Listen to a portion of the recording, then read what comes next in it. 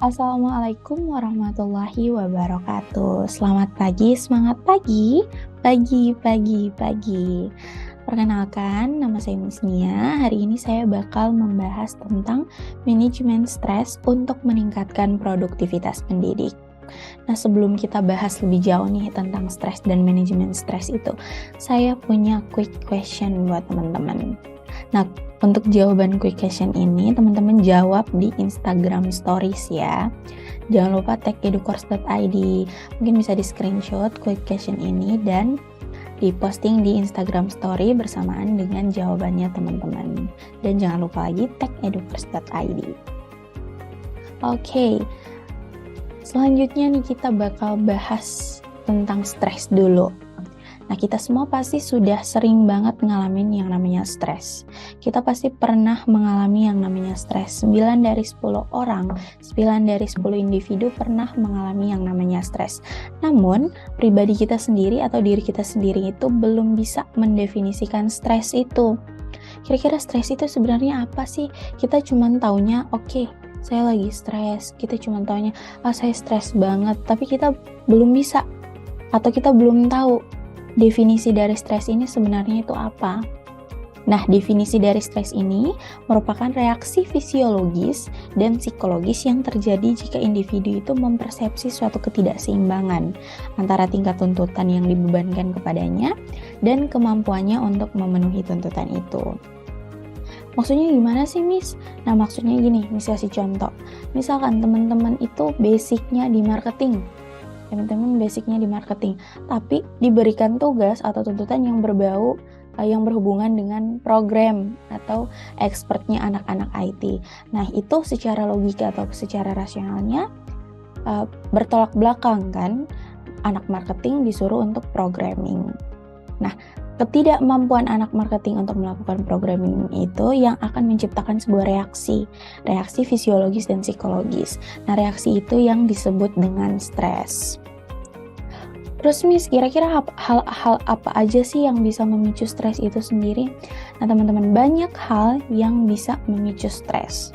Contohnya nih, ada ketegangan. Ketegangan itu di mana suatu keadaan seseorang tuh mengalami tekanan mental. Contoh ketegangan apa, Miss? Contohnya seperti anak SMA kelas 3 yang akan dihadapkan dengan ujian masuk perguruan tinggi. Untuk menuju kepada proses itu, si anak yang SMA ini akan melakukan berbagai persiapan. Semakin sering dia melakukan berbagai persiapan, dia akan semakin tertekan gitu.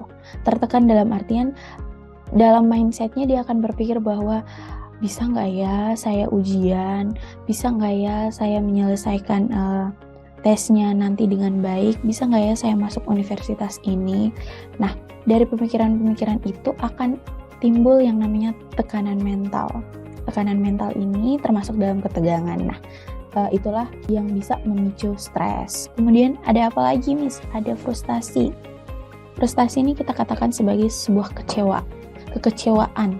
Kekecewaan ini bisa karena ambisi yang terhambat, cita-cita yang belum bisa diraih, atau bahkan gagal diraih, atau mengalami kegagalan dalam suatu hal, seperti itu.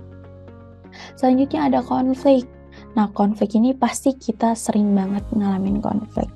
Tapi mungkin konflik yang kita alami ini belum sampai tahap memicu stres. Mungkin konflik yang ringan-ringan kayak gitu.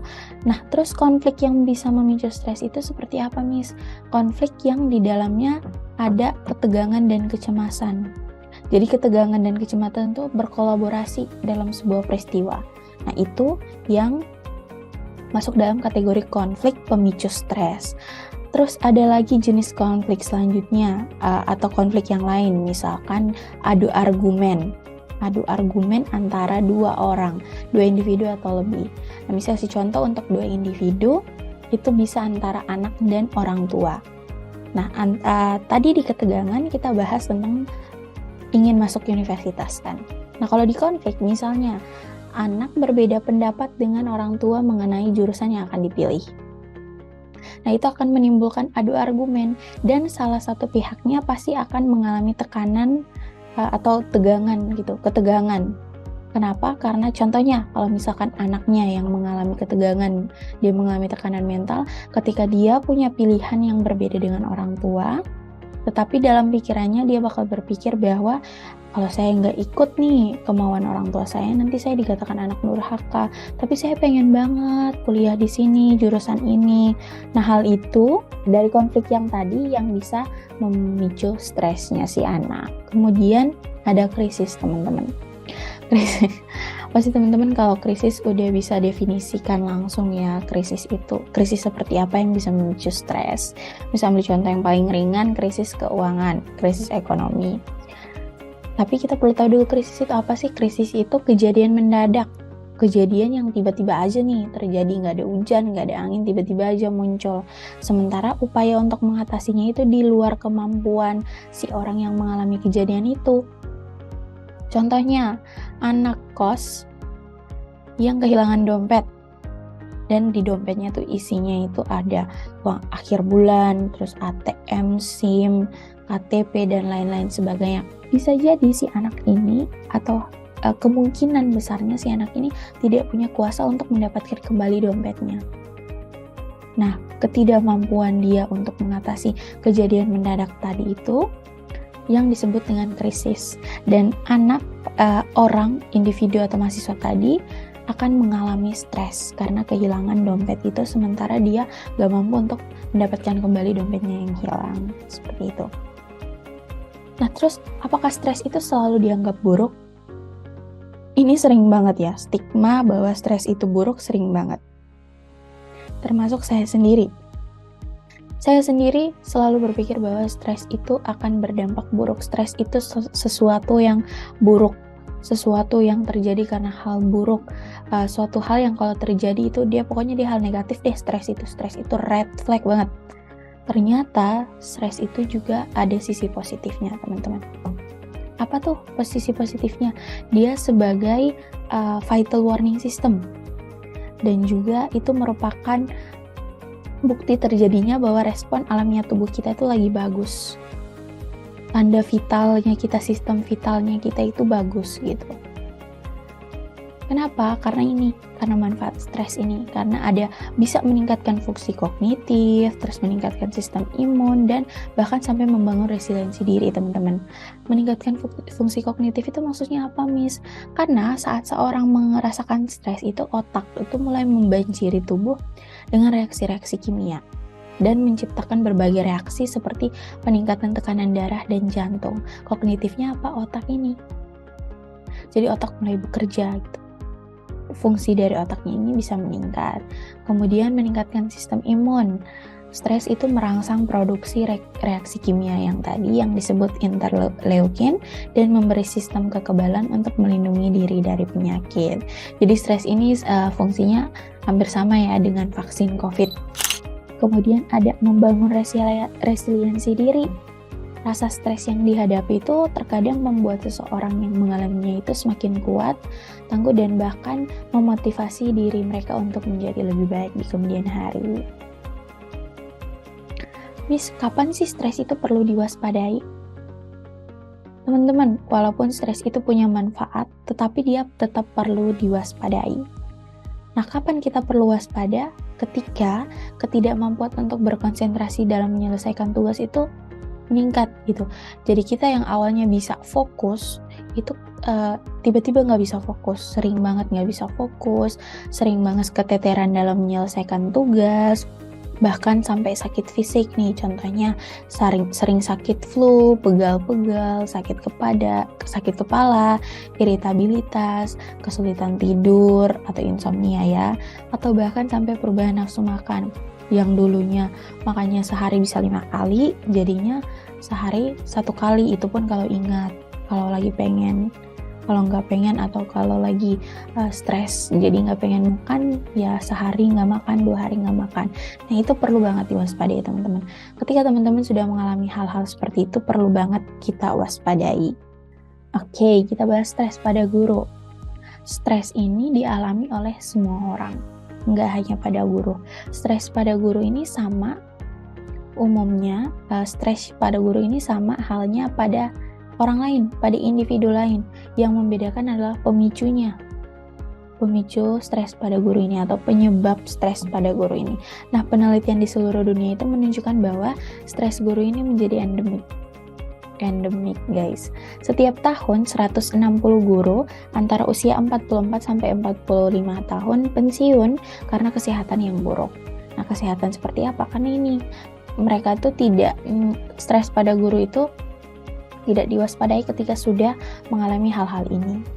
Dan mereka sering banget mengalami stres sehingga stres jangka panjang sehingga sering mudah terkena penyakit gitu. Dan 1,5 hingga 2/3 sudah pensiun dini. Oke, kita bahas penyebab stres pada pendidik atau pada guru. Nah, itu kalau tadi untuk pada umumnya ada ketegangan, konflik, frustasi, krisis gitu. Kalau untuk tenaga pendidik ada 2, lingkungan dan juga personalnya dia. Lingkungan itu bisa lingkungan kerja ya teman-teman. Lingkungan kerja di mana bahwa guru kan di sekolah. Nah, hal-hal di lingkungan kerja yang bisa menyebabkan stres itu bisa berupa administrasi sekolah yang sulit diurus, atau guru ini perubahan kurikulum yang sering terjadi, atau enggak buat RPP, atau bahkan sampai menghadapi siswa yang dikatakan bahwa bandel gitu siswanya. Jadi guru itu sering kok siswa ini susah banget ya diomongin, susah banget dinasehatin. Gimana ya saya bikin terobosan biar siswa ini tuh jadi lebih gak pasif, dia lebih aktif di kelas seperti itu. Atau bisa juga konflik antar karyawan di dunia pendidikan, di sekolah, universitas maupun tempat-tempat pendidikan lain. Kemudian ada personal. Personal ini lebih kepada kepribadiannya si guru. Kepribadian dia yang tidak bisa beradaptasi dengan lingkungan kerja, atau dia yang bertolak belakang dengan job desk-nya, kepribadian dia yang sulit akur dengan teman-teman kerjanya. Nah, itu bisa menjadi penyebab stres. Oke, manajemen stres, dari judulnya aja kita udah bisa bayangin ya manajemen stres itu apa. Itu merupakan kemampuan untuk mengendalikan diri ketika situasi, orang-orang, dan kejadian-kejadian yang ada itu memberi tuntutan yang berlebihan. Jadi manajemen stres itu kita mengelola stres, mengendalikan diri kita yang mengontrol stres, bukan stres yang mengontrol kita. Kita yang megang stres, bukan stres yang megang kita, kayak gitu. Nah, ada satu stigma di mindset orang-orang tentang manajemen stres itu. Orang-orang berpikir bahwa manajemen stres itu menghilangkan stres. Enggak, teman-teman. Manajemen stres itu bukan menghilangkan stres, tetapi manajemen stres itu di mana kita menguasai si stres ini. Kita berperan sebagai orang yang mengendalikan stres, bukan stres yang mengendalikan kita. Jadi manajemen stres itu bukan menghilangkan stres ya teman-teman. Nah, ini ada general manajemen stres yang sering dilakukan orang-orang termasuk saya. Yang pertama ada mengatur gaya hidup dan pikiran yang sehat.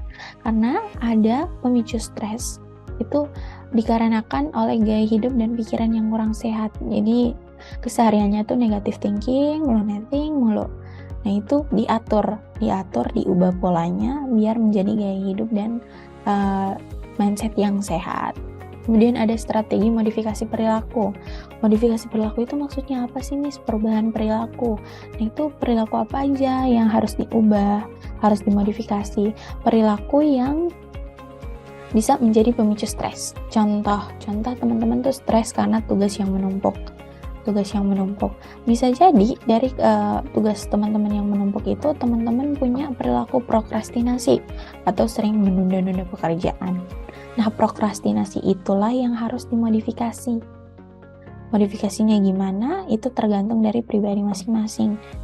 Harus menanamkan mindset kah, atau membiasakan diri, atau melatih diri untuk menjadi seseorang yang tidak prokrastinasi. Kemudian ini ada teknik relaksasi. Teknik relaksasi ini gampang banget teman-teman. Kalau beratnya teknik relaksasi itu kayak yoga ataupun apa, tapi kalau ringannya itu ya tidur. Tidur itu juga merupakan sebuah relaksasi. Oke, ini ada gaulnya manajemen stres, ada 4A: avoid, alter, accept, dan adapt. Nah, avoid itu apa? Menghindari pemicu stres. Menghindari pemicu stres itu. Kita harus banget, kalau tadi stres karena tugas yang menumpuk, kita harus menghindari itu. Jadi kita harus gimana kita berusaha untuk menghindari tugas yang menumpuk, dan gimana ya rajin mengerjakan tugas yang tugas diberikan hari Selasa, kalau bisa pulang langsung dikerjakan, seperti itu. Kemudian alter, ini ada mengganti respon buruk saat menghadapi stres. Respon buruk itu seperti apa? Seperti kita mengalami stres, kemudian kita berpikir bahwa aduh stres banget, aku stres banget deh, kayak udah mau meninggoy aja. Kalau stres itu kayak udah mau meninggal aja kayak gitu. Aduh aku capek banget, kayaknya aku mau hilang dari permukaan bumi aja. Nggak boleh kayak gitu teman-teman, harus diganti respon buruknya. Misalkan kalau kita stres, kita lagi sadar nih kita lagi stres, lagi banyak pikiran, lagi ada tekanan, responnya kita tuh, hari ini lagi banyak tekanan nih, gimana kalau kita refreshing dulu ke mall, atau nggak beli ice cream, atau nggak apapun, hal-hal berbau positif yang membuat teman-teman itu bahagia. Kemudian ada accept, menerima keadaan yang ada. Menerima keadaan yang ada ini bisa, yang pertama, teman-teman harus banget menerima kenyataan bahwa teman-teman lagi stres. Jangan pura-pura nggak baik, pura-pura baik-baik aja di saat diri itu sedang tidak baik-baik aja. Kayak gitu, jangan denial kok. Kamu lagi stres, tetapi kamu enggak deh, aku baik-baik aja. Nggak boleh kayak gitu, padahal dalam otak itu lagi ada tekanan, dalam diri itu lagi ada tekanan. Nggak boleh kayak gitu teman-teman. Kemudian ada adapt. Nah, adapt ini tanggap, menyesuaikan keadaan sekitar yang dapat menyebabkan stres. Ini adalah manajemen stres untuk guru, tapi bisa juga dilakukan oleh semua orang yang mengalami stres. Seperti ini ada strategi-strateginya, ada strategi fisik. Strategi fisik itu menenangkan diri dengan kegiatan fisik seperti olahraga. Saya kadang sering menemukan orang jogging malam itu, dan saya selalu berpikir bahwa orang yang jogging malam itu dia pasti lagi banyak pikiran banget. Biasa di drakor-drakor kan gitu, orang kalau lagi stres, frustasi itu biasanya jogging di sungai, hanggang Sungai Han itu. Nah, saya juga biasanya gitu, kalau misalkan malam saya suka keluar jalan. Kalau misalkan lagi banyak pikiran, malah lagi suntuk banget, frustasi banget di rumah, itu saya biasa malamnya tuh jalannya ini jalan kaki ya, bukan jalan motor, tapi bisa naik ride juga. Cuman kan naik ride itu nggak termasuk kegiatan fisik ya teman-teman. Kemudian ada strategi emosional. Nah, strategi emosional ini meditasi. Kemudian ada strategi kognitif, itu afirmasi positif. Contoh afirmasi positif itu apa? Bisa kita kasih reward ke diri sendiri. Kata-kata anak zaman sekarang mah self reward. Tapi ada afirmasi positif yang dikatakan bahwa dia itu simple banget, tapi jarang banget orang ngelakuin itu. Coba teman-teman, kalau misalkan lagi banyak pikiran, ngadep ke kaca, terus dielus sendiri palanya, dilihat ke diri sendiri, terus kayak, aduh kamu hari ini hebat banget, gitu. Kayak muji diri sendiri, nggak apa-apa. Itu merupakan bentuk afirmasi positif. Kemudian bentuk afirmasi kepada diri sendiri. Kemudian ada strategi sosial. Strategi sosial ini mencari dukungan kelompok ataupun dukungan komunitas yang lain. Maka teman-teman bisa juga dengan sering berkumpul dengan teman, mencari kegiatan-kegiatan sosial lainnya. Oke teman-teman, mungkin itu aja yang bisa saya bahas tentang manajemen stres hari ini.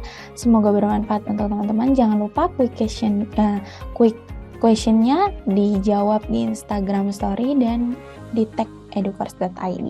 Terima kasih. Assalamualaikum warahmatullahi wabarakatuh. Selamat pagi.